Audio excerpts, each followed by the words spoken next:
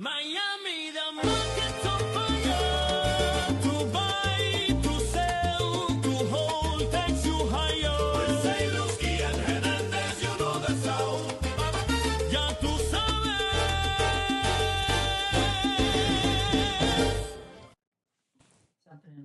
Happy Friday, Miami. This is Buy, Sell, Hold Miami, a real estate podcast. I'm Peter Zalewski, condo consultant, expert witness, founder of the Miami Condo Investing Club, joined here by my partner, my co-host, the moderator, Daniel Hernandez from Compass Real Estate in Coconut Grove. He does single-family houses as well as condos.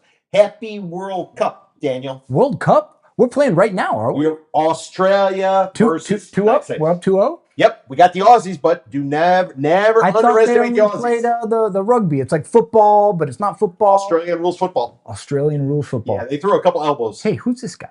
This guy, I think a lot of people are going to recognize this guy. Or at least recognize his voice, right? They definitely recognize his voice. They recognize his talent. They recognize his journalistic integrity. And pretty soon they're probably going to be recognizing him up in Washington, D.C. No kidding. You running for Congress? Wait, I thought you guys wanted me to talk about the World Cup. You want my analysis? All right, folks, I wrote a little something. It's not a eulogy. Definitely not a eulogy. And we're not having a deposition here. So this guy, Eliott Rodriguez, he anchored CBS Evening News for a quarter century. In Miami. Is that right? Here in Miami. Yes. And then you did a little stint in Philadelphia I did. early on in your career. Mhm.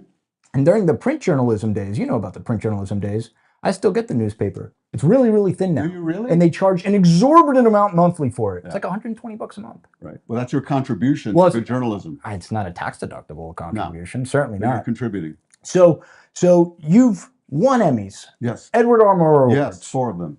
Mariel Boatlift, you were here for it. Yes. Hurricane Andrew, you were here for it. Surfside, condo collapse just I a was few there. years ago. You were here for it. You went to Cuba.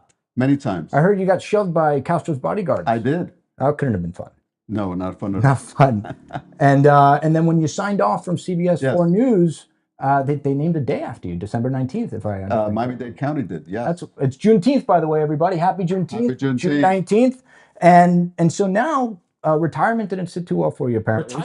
Retirement. How are you retiring? Come on. Listen, guys, first of all, thank you so much for the invitation. Goodness, this is And as far as real estate goes, buy low, sell high. That's all I've got to say. no, you'll have plenty more to say about it. But I worked at CBS News Miami, and I left in December of last year, and I had the shortest retirement in the history of retirements. I was retired for 2 months, and then I decided to do something that some people think is a little crazy, and I see it more as public service. I am running for Congress in District 27.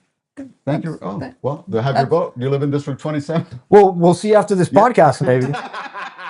I do live in District Okay, 27. great.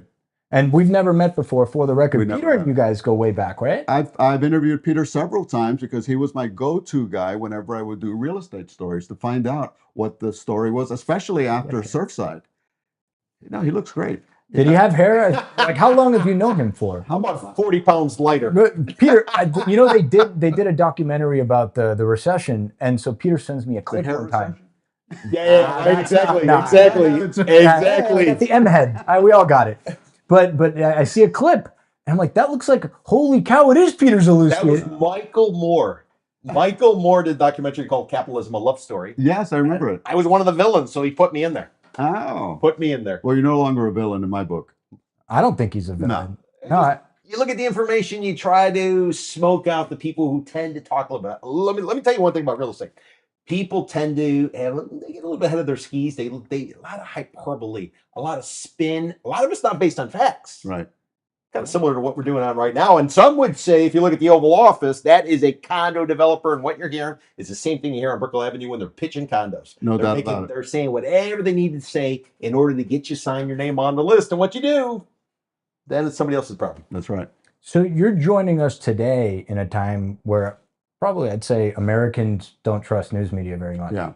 We're well past the Walter Cronkite era of news media. Very sad. So, why'd you leave? Well, I'll tell you why I left. So I worked as a journalist when it's all said and done, 48 years. But not always in TV. No, not always in TV. No, I started as a print reporter. I worked at the Miami Herald, the Miami News, and then I worked in TV, first at WTVJ. I worked in Philadelphia for 5 years. Then I worked at Channel 10 in the 90s during what a lot of people consider the glory days of TV with a lady named Ann Bishop and Yes. Dwight Lauderdale. And so I worked there for 11 years. Then I went over to CBS News Miami. So I was the main anchor at CBS News Miami for the better part of 25 years. When my contract was up at the end of December, again, after 25 years, after having a career that I felt was a good career where I was able to accomplish the things that I wanted, I reevaluated and I said, do I want to stay with a company that was being sold at the time? The parent Right. company of CBS, Paramount, was being sold to David Ellison, who is the son of Larry Ellison. Billionaire. What billionaire? He's up right up there, just below Elon Musk, I believe. And they're very tight with the current administration in Washington. And they appointed somebody to be an overseer for CBS News. An ombudsman. And It's not even an ombudsman. a censor A is what I call censor. it. Now, you have to remember, CBS News has always been the gold standard of journalism in the United States of America. If you think about 60 Minutes, you think about the investigative reporting. You mentioned Walter Cronkite, Dan Rather. I mean, the great, great journalists that came out of CBS. They don't need any babysitting. They don't need an overseer. They put somebody there as a censor because they wanted to create a new Paramount, something similar to Fox News, a more conservative bent and friendlier to the Trump administration, which made the sale possible. The sale of Paramount to the Ellisons would not have been possible without the Trump administration. How did they do it? First of all, they paid $16 million to settle a frivolous lawsuit For editing. But where's that 16 million going? It's coming here, I heard. It went to Donald J. Trump, $16 million, the same amount of money that ABC paid, Disney paid, for a comment that I believe it was George Stephanopoulos, Yes. if I'm not.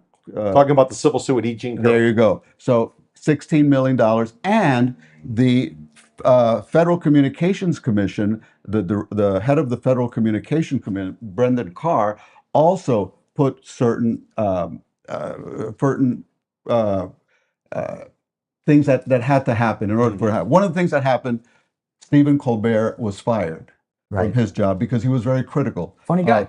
A great guy, funny guy, great following, the #1 ratings in late night TV. Now, again, late night TV is not what it used to be. So I didn't want to be part of that. That's one reason. The second reason is I felt that I was working harder than ever and reaching fewer people because fewer people are watching local news. Well, they're going to Substack. They're going to Substack. Why are they fewer people watching social news? Because they're getting their information here. They're getting information on their phones. But it's factual. But it's factual. Well, some of it. But are they getting it from the CBS portal on their phone? That's the question. Not necessarily, not always. Right. They're getting it from influencers, and they're getting it from independent journalists. They're getting who knows where they're getting it from. Well, Barry That's Weiss the went to problem. Substack, and then she came back to CBS. That was And she has no experience in broadcast television. And this is the woman that they put in charge. And you saw that they cleaned house at 60 Minutes. They got rid of 3 correspondents, including Scott Pelley, who's a terrific journalist. And he said they're trying to murder 60 Minutes, and so he left. So I didn't want to be a part of that. I also saw the changes that are happening in the news business. I don't recognize it. It's different. Again, people are getting, and I'm not blaming anybody for it. I'm blaming the change in viewer habits. Yes. It's technology. People are getting their information here. It's quicker. It's not like you have to watch the news at 6 o'clock or 7 o'clock or 11. You watch the news whenever you want. You get it here. But there's a price to be paid for that because you don't know the source and you don't know the intent of the person who posted it. And that is the problem with so much misinformation and disinformation that we're getting. So that's when I thought, you know what? The business has changed so much. I don't recognize it. I don't like what's happening with this company.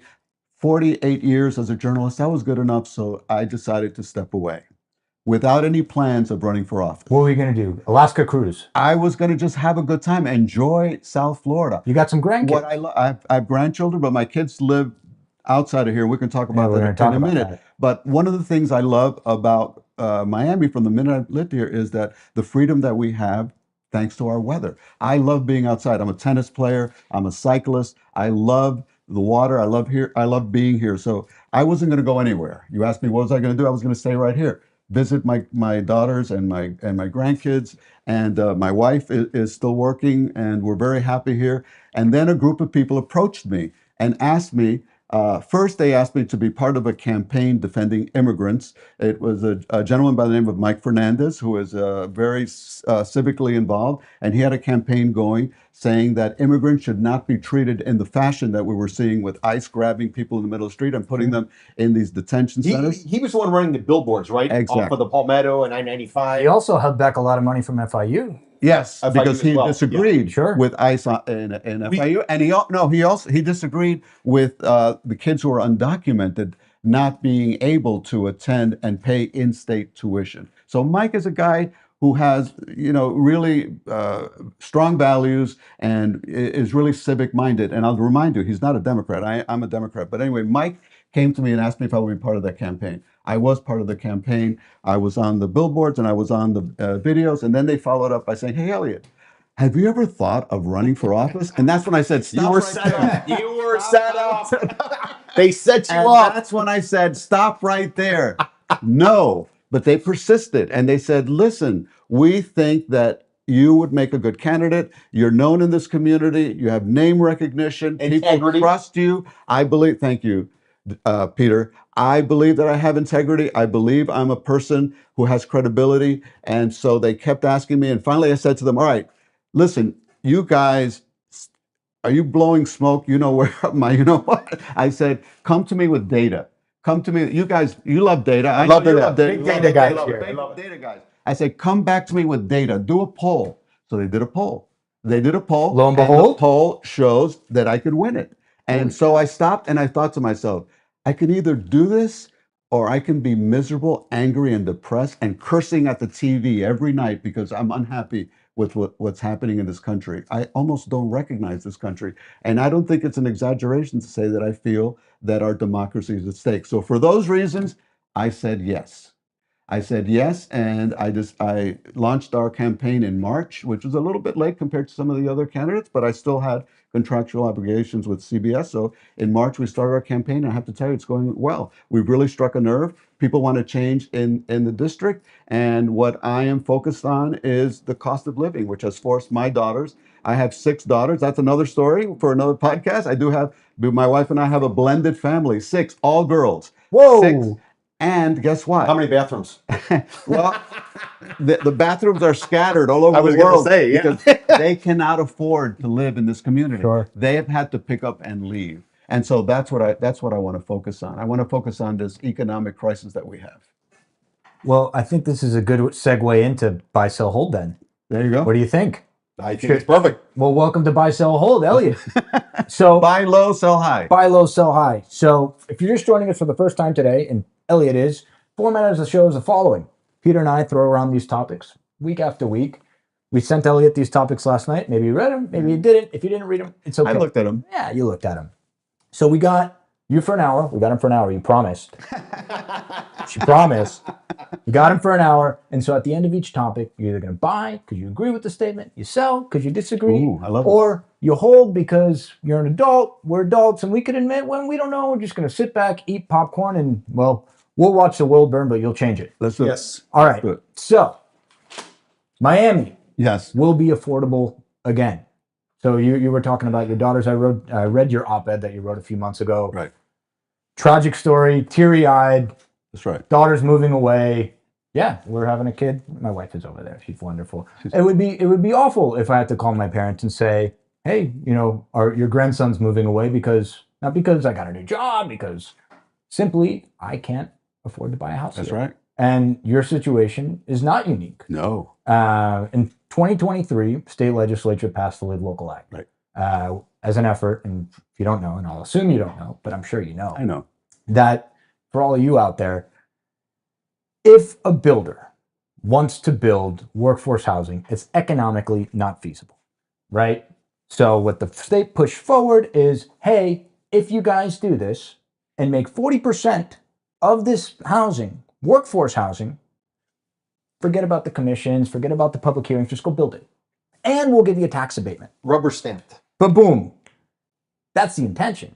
but the municipalities are pushing back on it. Bal Harbor's pushing back on it. Hollywood. Hollywood's pushing back on it. The Margaritaville thing is funny, but everybody's pushing back on it. But ultimately, the goal here is to build more affordable housing. So is it really just a price problem, or are there other things happening?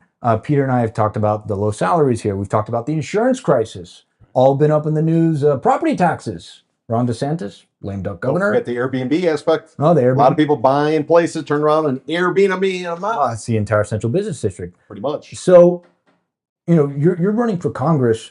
Is affordability on the price? You can't really pull that lever up in DC. We always talk about insurance reform, because insurance is run by the states. People know where property taxes go. If anybody doesn't know, in the state of Florida, we might be voting in November. Has it been confirmed?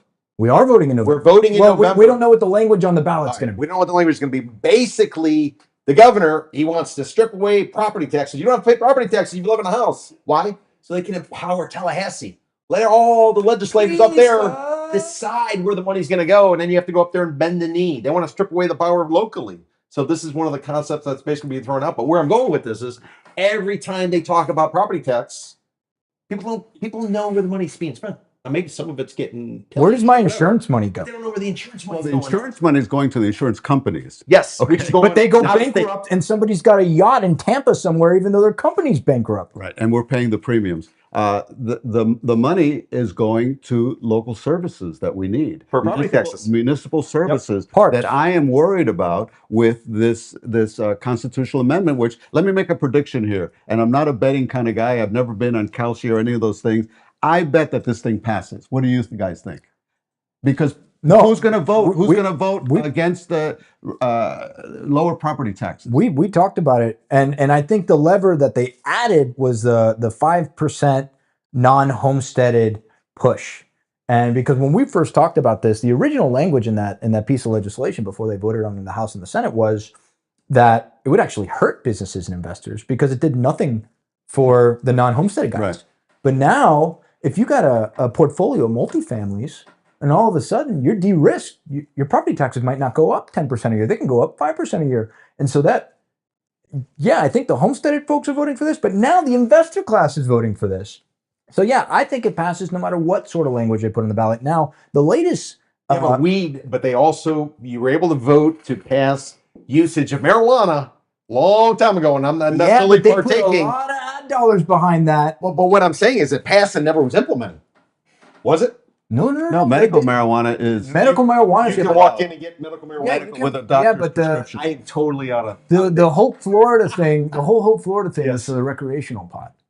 Yeah. But didn't that pass? No, that one failed. It needed That one failed. 60%. Okay. it needed 60%. Which I'll stay in my I lane. think I'll they stay in the would've common gotten- lane.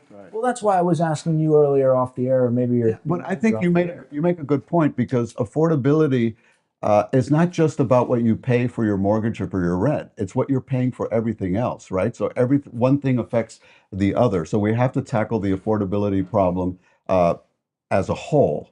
And my opponent, for example, Maria Salazar, she voted to take away health insurance benefits from thousands of people. So if you're paying more for your health insurance, then your housing is less affordable, right? If you're paying more for childcare, because she's voted against more childcare, then your home payment is more unaffordable. It all goes hand in hand. What I would like to do is go to Washington to bring more federal funding for housing affordability. It could be directly to municipalities. It could be directly to, let's say, first-time home buyers, a low-interest mortgage program for first-time home buyers. Try to bring those federal funds here. More infrastructure. My opponent voted against the infrastructure bill, yet she showed up at ribbon cuttings with a check saying that she provided the funds, and people had to fact check her. They fact check her on the spot saying, ma'am, you voted against those funds. She was fact checked live on TV by my colleague, Jim DeFede. And if you guys watch CBS, you know, Jim DeFede is one of the best journalists in the entire state of Florida. And he had to stop her right there as she was speaking and said, no, I'm sorry. You voted against that. And she was like, oh, well, I got to check with my staff. Well, guess what? It was true. She voted against it. So How do you not know I- what you voted for? Well, I wouldn't ask that question. I would like to know. I would like to know the answer to that. I am an honest broker of information. I believe that I have truth and credibility on my side. For years, people allowed me into their homes to bring the news, and I worked hard to earn their trust. And that's what I want to do now as a member of Congress, and have them know that I am a person who believes in facts, believes in truth, and is not going to lie to you. Is not going to say I voted for one thing and here's the money when I actually voted against it. And that's what she's doing. And all those issues, the price of insurance, the price of healthcare, the price of childcare, the price of gas. Let's talk about the price of gas. If you go by the Everything airport, premiums at $7 a gallon. else. Seven. Seven. I haven't But seen they're that. price gougers over there on Legit. Seven. Yeah, just east of the runway. Uh, I've seen it. It's crazy. Right. But listen, one of the big things with affordability, I would sort of throw out to everybody is it's all based on interest rates. Interest rates are going up partially because of Iran, but the other part is we're running up the deficit because of the big, beautiful bill where they're giving these tax breaks and we got all of this debt. Okay. And as a result, we're a higher risk. We're a subprime borrower. We're You- going to get downgraded by the credit rating agencies. You are a numbers guy, right? Yeah, I You're try a to. numbers guy. The U.S. deficit is 39 trillion 39. dollars. I was rounding up because, the Russians were ahead of me. Well, The momentum we got going. It's just another trillion. That's a trillion. And that affects interest rates. and Because that we're affects higher risk. everybody. Everybody, if you don't know, if you're a higher risk, if you're a subprime borrower, you go to get a mortgage, they're going to charge a higher interest rate. That's where we are in the United States because they gave a big tax break. The big, beautiful bill. That's what they gave them. All the fat cats up in Indian Creek. I was going to say Washington, but I don't say In Indian the Creek. billionaire bunker, they're doing just billionaire fine. bunker. They're all getting the tax breaks. And as a result, we got higher deficit. We got higher interest rates, and it's not going down. Everybody's saying you need a mortgage rate coming in with a 4 handle. Right now it's 6.5. It's going up, It's dude. likely it's going to 7 before it goes to 4, and therefore 1,000%. real estate is probably dead in the water because when interest rates No, go up, the housing goes down. 85% is cash, Peter. When interest rates go down, housing goes up. We're on the wrong side of the boat. Everybody's following the wrong side of the boat. And if you're an owner and you are suffering, you're underwater right now because of Surfside. You're voting for this property tax. Yeah, you're absolutely voting for it, but it doesn't mean you're going to be able to live the fight another day. No, but it's a carrot.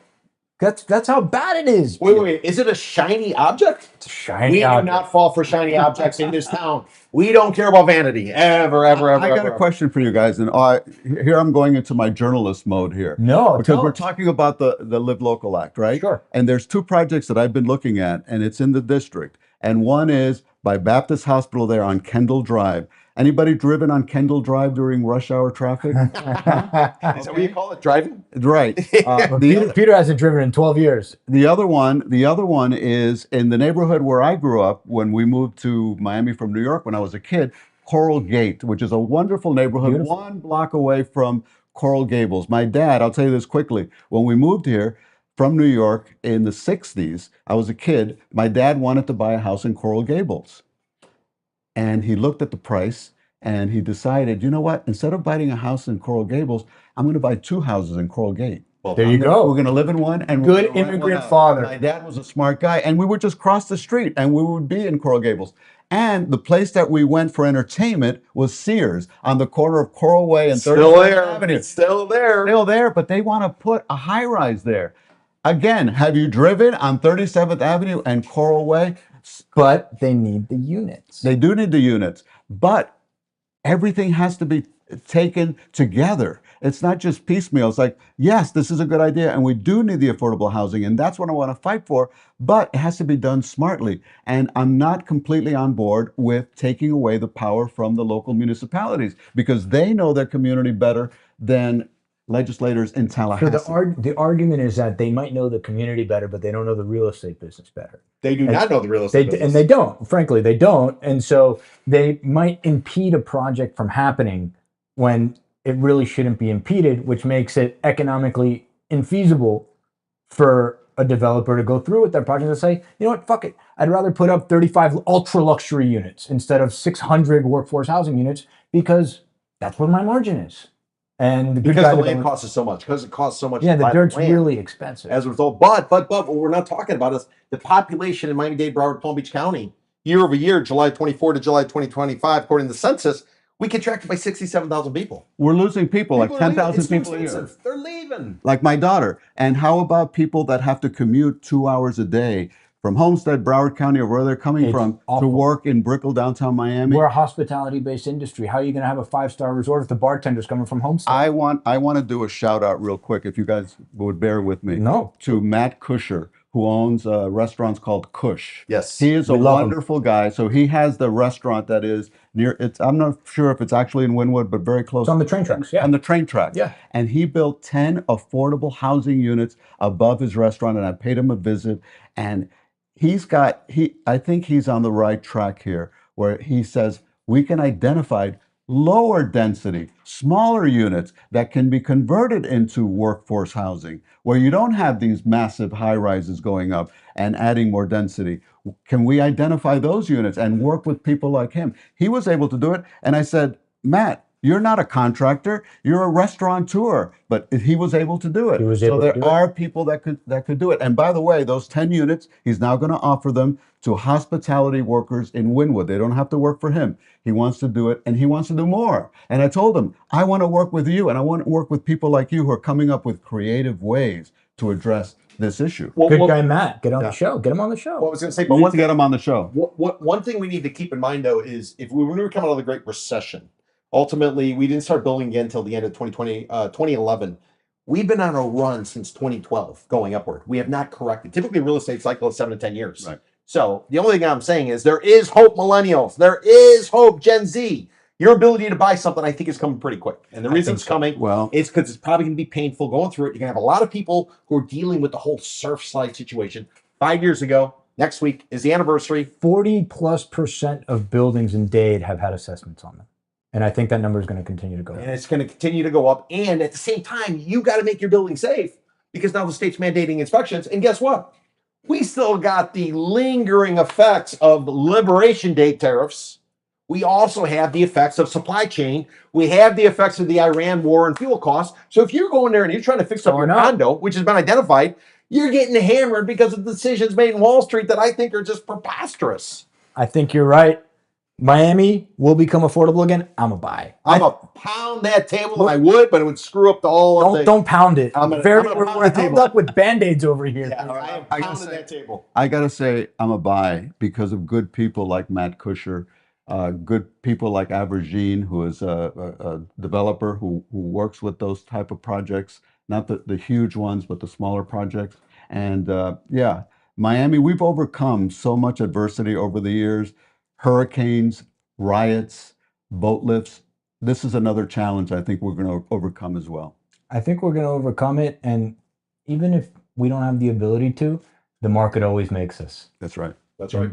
Right. Well, we got to do something. You do get to DC. You got to do something about the cost of a Cuban sandwich. You used to be able to get it at $6. Now That's his first 100 days, Peter. Really? $18 for a Cuban sandwich. Sandwich is good, but $18 for a Cuban sandwich. And a colada. I remember when a colada was less than $2. Right? Now I paid $4 for a colada the other day. Plus you know about why? Because of tariffs on coffee from Brazil. Have you seen the cost of coffee? I'm Cuban. I have to have my coffee cafecito. index, man. He's got a coffee index. Oh, Right? do you? Well, I track Cuban sandwiches and coffee. I like the I visit. It's like the old McDonald's, the Big Mac index. He's got the Cuban coffee index. Well, Uber Eats screwed it up because before people didn't know the pricing of Cuban sandwiches. Right. So there was arbitrage. Now they're all trade at the same price.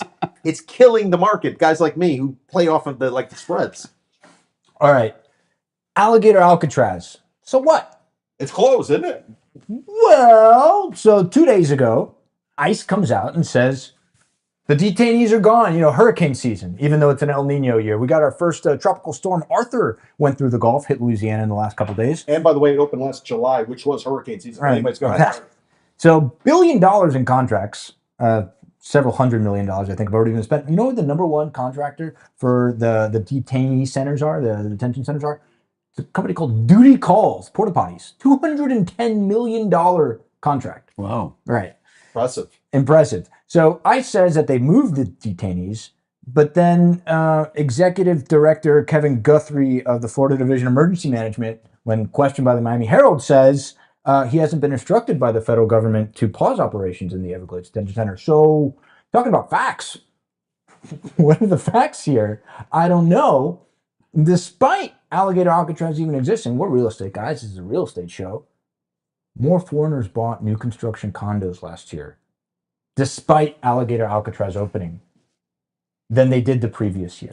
Sure, but who are the people that are buying these condos? They're people with money who Of course. may not live here and they just want a place when they come to Miami. And you know, Miami is the hub of Latin America. I mean, that's because of our geographic position. That's never going to change. So we're always going to attract money from Latin America, depending on what circumstances are happening in those countries. So that's going to continue to happen. But Alligator Alcatraz is an abomination. It's part of a cruel and inhumane immigration policy by this administration. On top of that, it was built on environmentally sensitive land. On top of that, we were told that the federal government was going to foot the bill. Remember when they said it was $600 million, then it went up to $1 billion? Where's that federal money We've coming? gotten 58 reportedly so far of the 608 they promised us. Yeah. It seems like a typical Donald Trump deal, right? You do the work. Best and deal. I The may best not- deal. I may or may not pay you. Probably won't pay you. The Iran deal's dead, I heard. It's dead now. Dead? Joshua, is it dead? That's paused right now. Paused. It's Paused. Well, I had a Kalshi bet out on there, it was going to fail. That's why. I heard it, but Iran announced that they were creating a new agency where you were if you're gonna pass through, you would have to notify them 48 hours in advance. Oh, like a toll? But they weren't going to toll until after 60 days from now. So we're going to pay hundreds of millions of dollars to make sure that the Strait of Hormuz, which was already open, will stay open. Well, because they can't get a nuclear weapon, guys. Well, we Obviously. obliterated. Supposedly we had obliterated. Oh, they'd obliterate us. I can't keep up with the facts. I can't keep up. Doesn't make sense. So Alligator Alcatraz, I mean, It's a pop-up detention center. Get this. Oh. 50 miles due west of Brickell City Center. So if you ever go to Sugar, which is the You can hotel see it? bar- Yeah, if you on you a can't clear see it, day, maybe? I don't know. But if you walk out and you make a right, you go 50 miles due west, you're at Alligator Alcatraz. Oh, I thought you were at Belen Jesuit. Well, you're We gonna got to pass it. Yeah. you're gonna go past the Miccosukee That's right. and all the way down. But the point I'm making is, we are a community, Tri-County, 42% is foreign born, 6.2 Yeah. million people. Miami-Dade County, 55% foreign born. You look at real estate, Miami Association of Realtors have come up with a study in November saying 52% of pre-construction buys. 50. 55 No, 52 and 85% of those are from Latinos. Latin America. Right. If you are pitching and hawking condos, which is what we do, we've been doing it for 100 years. We hawk land, now we're hawking condos. Why aren't you speaking up? That's your market. Real estate industry, you just announced you got 93,000 members. You're banging everybody $1,000 a year to be a member. Why aren't you defending the real estate industry? Really nice headquarters, by the way. Why aren't they defending the industry? I don't understand. If you, I mean, oh, and here's the other part. If you came down here in 2021, 2022, 2023, because you could work from home, you didn't have to wear a mask because Florida was open, Right. and Miami Beach permitted you to work on a police car. If you came down get for that. any or all three of those reasons, you paid too much. You were the winning bidder. Now you need to sell. Who are you selling your condo to with any kind of appreciation if the would-be buyers are being targeted by guys with masks who jump out of a van and they disappear? That's the question. Where is the real estate industry? If you are a real estate professional, you need to reach out to whatever industry group you got and get up their ass, because they are dropping the ball and the situation. Florida sells real estate. That's what we do. How And are you cruises. targeting- Well, cruises too. But how are you not defending this? I don't get it. Because the people that are buying are too rich to care. They're too rich to care until they need people to do work for them. Yeah, you don't care until you have to care. And Yes. that's the story of South Florida, is it not? It's pretty sad also when you have people who will go to a restaurant and eat the food that was cooked by an immigrant and served by an immigrant, and then they have their children, in many cases, babysat by an immigrant, and their parents in a nursing home taken care of by an immigrant to their day's end. And the immigrant will bathe your parent and change their diapers, but then at the end of the day, they say, oh, undocumented immigrants should not be allowed to have a driver's license, or they're eating your pets. And that was one of the things that really convinced me to do this, because my parents are immigrants. And when I was born in New York, my parents met in New York. They're both Cuban, but they met in New York. And when they got married, I was born. My dad had finalized all his immigration papers, but my mother had just arrived the previous year. So if they had stopped me, if ICE had existed back then and they had stopped my family, they would have found my dad, who was fine.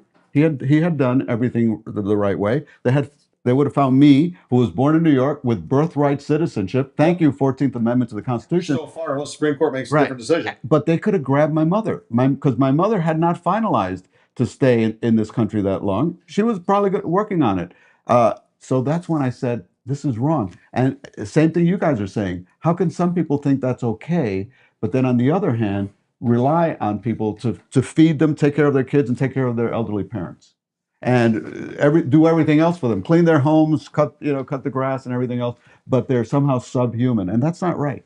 That's not right. And I think a lot of Americans would probably be against that. I mean, everybody wants hope. They want a reason. They want a path. Give us hope, and people will do whatever's necessary. And then in terms of all the paperwork, I mean, come on, give them a system with the paperwork where it's actually efficient, and I think people would do it. I don't think people are avoiding or sort of ignoring the paperwork requirement. I just think the process is so jammed up intentionally. Well, you can get an EB-5 visa, $1,050,000, and you get a fast track to citizenship. There you go. But you need to have $1,050,000 in cash, right? Yes. It's not the Trump gold. That's why I thought the Trump gold card thing was so ridiculous. It's like, we already have this, and it costs a fifth. And by the way, you get an interest rate on it. It's like 0.003% or whatever they're offering you. But if you have the cash, that's actually not a bad way to go Probably about it. people who buy that visa are the same people who bought the Trump telephone. Remember that? Oof. The Trump mobile phone. How's that going? I think it's made in China. I don't Seriously. think have they actually made them? I No, don't think they so. delivered them, and they, the tech YouTuber guys have gone up and they've deconstructed, and they said, "Oh, this is the identical of the Chinese phone. It's just got gold plating on it." There you go. Well, and one last tidbit I would just sort of talk about with the immigration and stuff is during the pandemic, it was all about essential workers. Yeah. You need the essential workers. You got to keep the restaurants afloat. All of a sudden, the table turns. We forgot about it. And I don't know how many people who were essential workers would have basically fallen under the target right now. But let's go to, fair is fair. And that's what we're losing, I think, in this country is the fairness. Give everybody a shot. Everybody's here to do something good. Now, don't get me wrong, a lot of hustlers, and they will be doing stuff, but the system will catch up with them. Right. Why are you just targeting everybody? I mean, the whole Minneapolis situation was just shocking the way it went down. It was also shocking how the community came together. They stood up. And my question is, why aren't they doing it in Miami-Dade County? And I think I know the answer. The answer is too many people are at risk or their family members are at risk. That's why when you get some of these No King Parade things, a lot of people turn out. A lot of people turn out, but a lot of people who turn out, they don't necessarily seem like the ones who would be targeted by ICE. Right. Is what I would say. So I am happy that you are seeing locals step forward and basically show how dissatisfied they are with this immigration policy. This city is based on immigrants. That's why I live here. Absolutely. That's why That's why I'm here too. Buy, sell, hold, alligator Alcatraz. So what? I'm selling. I'm selling. I'm selling. I think it's a big deal. So what is damn right? So what? It's a big deal. Alligator Alcatraz is going to go down, and Governor DeSantis is he'll be part of his legacy. His legacy, absolutely. So I wanna come back east of Alligator Alcatraz, all the way east, all the way to the Barrier Island. You were on the ground during the Surfside, or right after the Surfside condo tower collapse, and I'm sure you were integral in your own way as a journalist to get that condo legislation done. Vicky Lopez really pushed that across the finish line, and Peter and I talk about this a lot. We were talking about assessments earlier. Are condo towers safer now? Extrapolating the affordability piece, which is something we can't escape, but from a structural, physical standpoint, are they safer now? I hope so, because I live in a condo. There you go. Did you get assessed? Well, yes. So quickly, I'll tell you, I lived in Coral Gables for a long time. I've lived in different parts of this district, but for the longest time I was in Coral Gables. And once my daughters grew up and got married and moved out, and once my dog passed away, I told my wife, what do we need a big house for? So we sold our house and we moved into a condo, fully cognizant of the challenges. And one of the people I talked to right here was Peter, asking him about the assessments and asking him about the HOA, the veracity of their finances, and looking at their reserves. And I did my homework, and I'm in a building that I feel very good about, but we still got assessed. Absolutely. We did get assessed, and we know that that's a possibility moving forward. But we enjoy living there. I enjoy especially my views of Biscayne Bay, so I'm very happy to have it. But I know there is a cost involved with it. And But you don't have to hire the pool guy. You don't have to hire the landscaping listen, guy. I'll tell you, when I lived in a house, I would tell my daughters, girls, come over. I'm going to do a barbecue and pool party. They'd come over, and then I'd be getting ready for the barbecue. And I'll tell you, between us, I don't like barbecuing, but I would do it. And I'd be going in and out of the house, and I'd see the girls inside. I'd say, what are you guys doing in here? The party's outside. They're like, Dad, it's too hot outside. Or, Just been over the barbecue for 2 hours. Dad, the mosquitoes are killing us. And now in the condo, when they come over, I say, hey, girls, you want to go to the pool? It's downstairs. And there are no mosquitoes. And there's a barbecue there if you want to use it, use it. So I Then you love just it. go back up to your unit. I just love I love the lifestyle. I've a lot of friends, and it works for us. It might not be for everybody. And yes, the assessments are a reality, and we've seen them. And they're only going up. Yeah. Thank you. Thanks a lot, Peter. Well, I'm just saying. I mean, Facts. But He deals with Facts. That's He's right. a very factual driven guy. well, now if you look at the legislation that went into place, basically every 10 years you are doing a study, whether it's structural integrity reserve Right. study, SIRS, or you're doing a milestone inspection at year 30. But every 10 years you are basically getting an assessment of the building, Right. and the fees are going up. You will always be getting a special assessment going forward. I don't see any way where it could actually pull back, but maybe some of it's good. Now we're going to really understand these buildings. We're going to know which ones are dogs, which ones are But fantastic. hold on a second. When I lived in a house, I would have to put a new roof, or I had bad plumbing where I had But to tear. you got to decide if you wanted to kick the can on that or not. Yes. With a condo Sure. now, they say, well, now we're going to put a lien on your unit if you guys don't pay this. Sure, but these are improvements that have to be made. But if you're on fixed income, if you're a 75-year-old person and you've been here for 30 years and all of a sudden this is too expensive for you, then what do? You got to sell for, well, you got to be the cheapest in the building because your building's got 30% of the units on the market. Right. You got to sell now. Right. The benefit is, though, if your cost basis, if you bought this thing in the 80s, you're probably paying nothing in taxes. Your gains on it, because it's your primary, are going to be minimal. Right. Or Well, I had the where you can roll over the like homestead exemption. $500,000, right? Yes, portability. Portability. So the yeah. portability helped a lot. So now but folks can go buy a few acres in North Carolina for the cost of their 3-bedroom condo in a new construction building. That's right. I mean, they got to find something to do. And if you want to live in North Carolina, good for you. Exactly. I like living here. I like living here. Peter likes living here. Peter, you just got a new place, huh?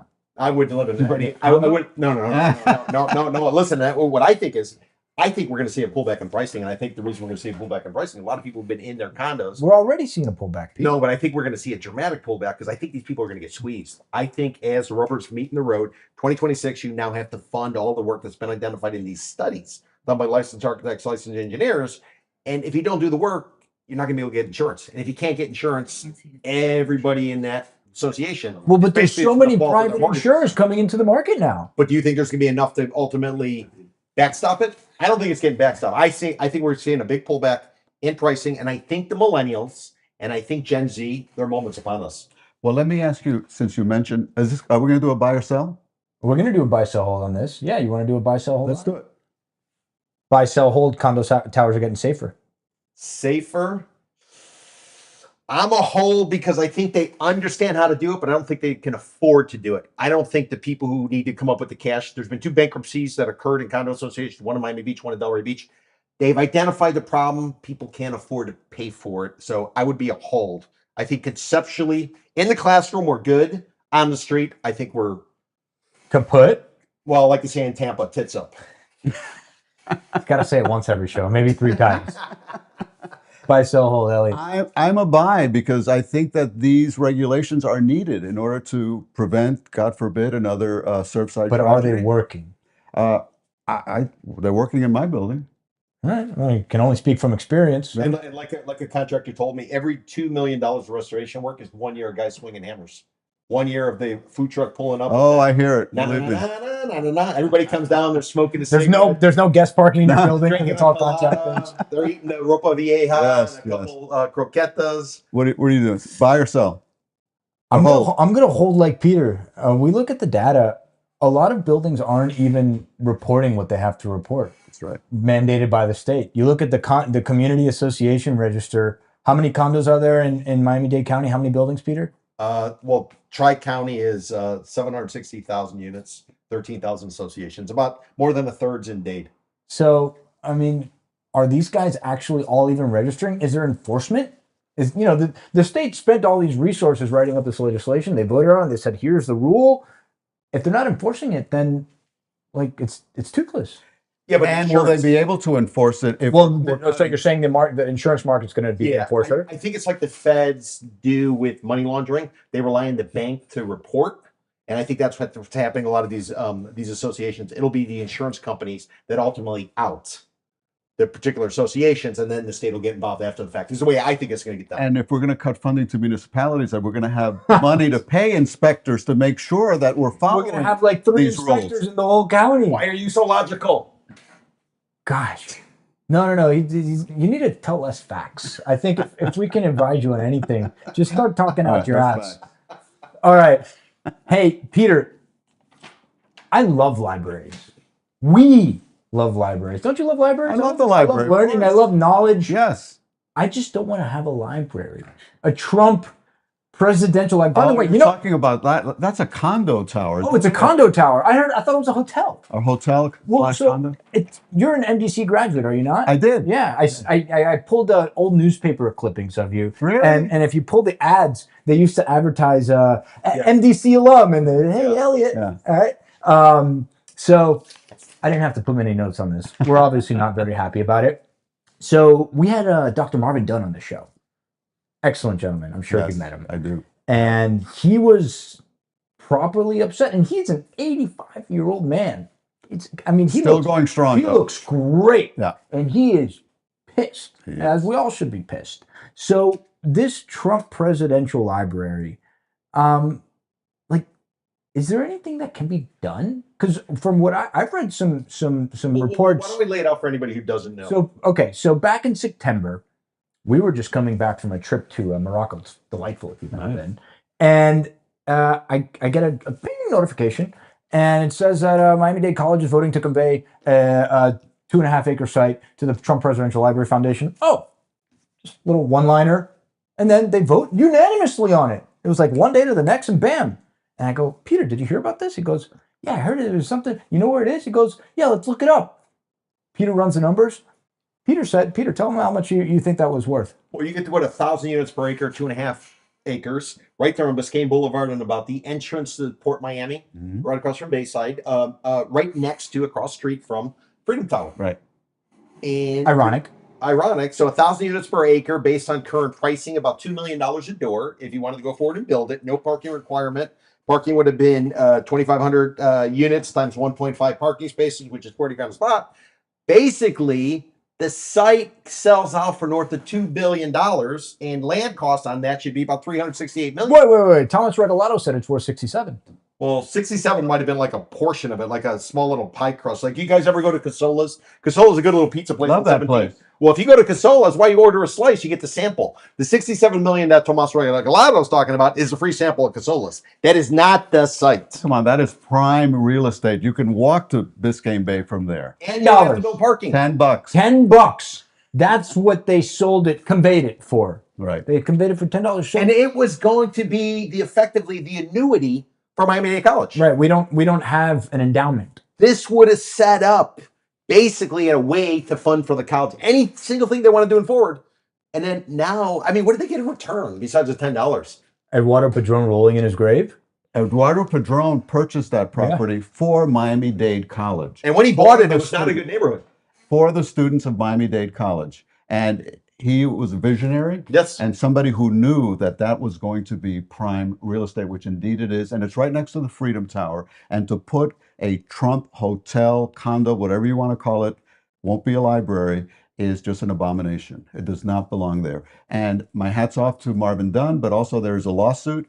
An attorney in Miami, Gerald Greenberg, filed a lawsuit on behalf of students, Miami-Dade College, saying that, listen, you're putting your hand in my pocket and taking away from my future. And that's what that lawsuit is all about. And hopefully, I want to go to Congress to do whatever I can to stop this giveaway. Of course, this was a state deal. The state of Florida finagled this deal with Miami-Dade College to give it to the Trump administration.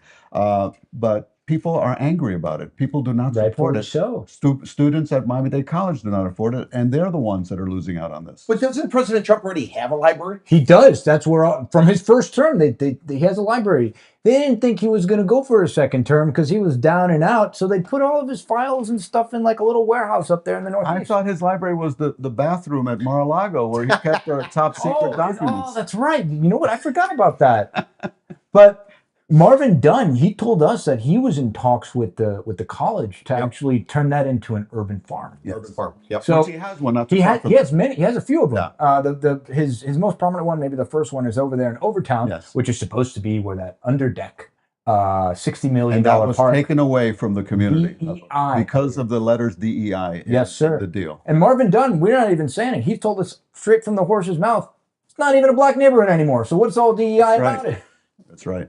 Because it happened to be in the plans, and they just went. I guess they went through all the federal contracts, and if They you say see the letters Control DEI, F kill it out DEI. That's and what take they it out. did. That's what they did, and that's a slap in the face to that community of Overtown, which is a historic black community in Miami. There was a time where African Americans could not even walk in Miami Beach after 6 o'clock unless they had an ID as a worker, and many entertainers that would come to Miami Beach to entertain would stay in Overtown, and they had hotels and clubs, and that was like the in spot. It's like the second Harlem in South Oh, Florida. they got Red Rooster there. It's fantastic. Red Rooster's fantastic. I love that place. But when they built I-95, they went right through it. So this was sort of to say, hey, Overtown, we did something really My bad bad. years ago, but now we want to Right. do something good. It's connect Overtown to Biscayne Bay, which is perfect, which is what we should be doing. So we need to fight to get that funding back for the underdeck. And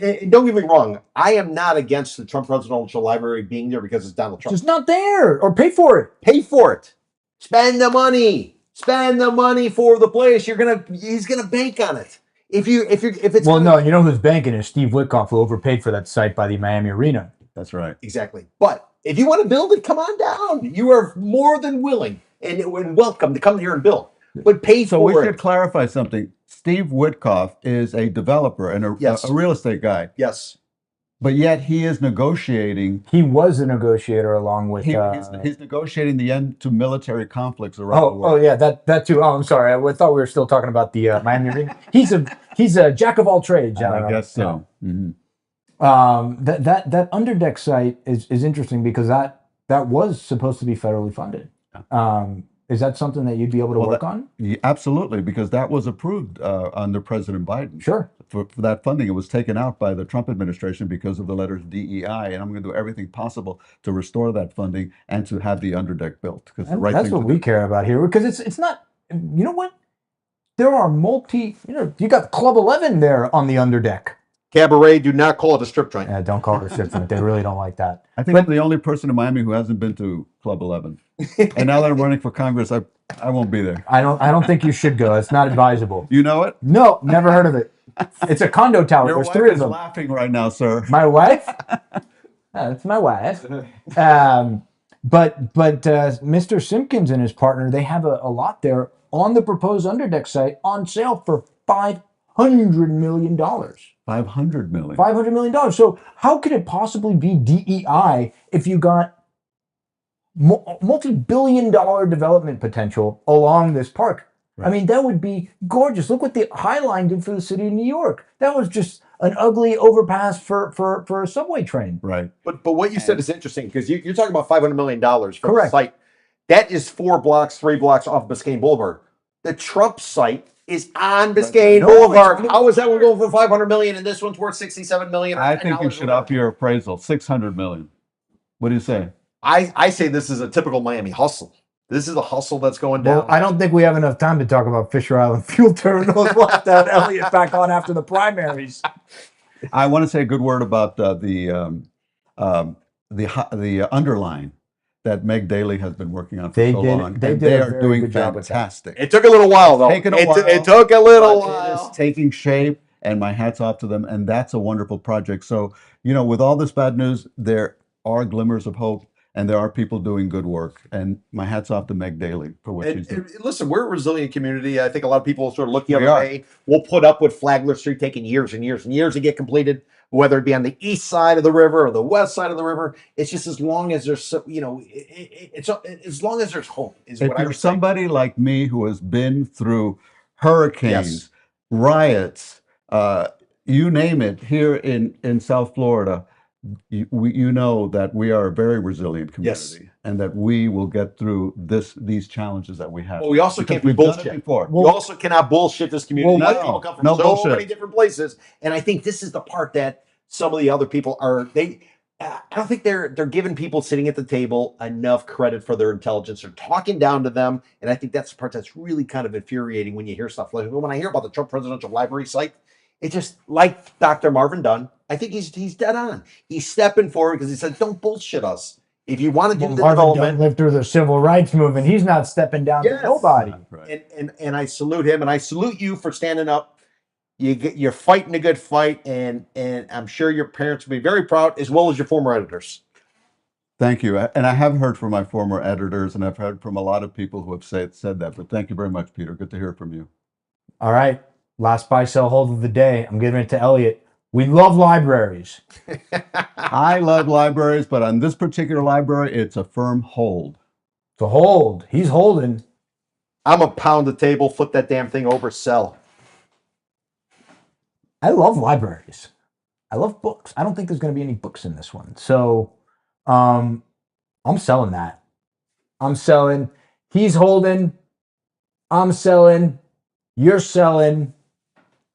That's the show. Mr. Eliott Thank you, Rodriguez. guys. Hey, Thank pleasure you. to meet you. I've never met you before. I want that on the record. Good luck in primary, sir. Thank you so I hope much. you make it through. Thank and then you'll be up against Maria Elvira Salazar, María Elvira Salazar. also a former broadcaster. Ella trabajó en español. Así que yo también hablo español, así que voy a debatir con ella en español. ¿Qué te parece? You can go to Hialeah too. Yeah, There you go. absolutely. Yeah. Thank you, man. Thank you, guys. Thanks, man. Appreciate We'll see everybody else next Friday, as we do every single Friday live right here on YouTube, Substack, and Instagram. Thanks.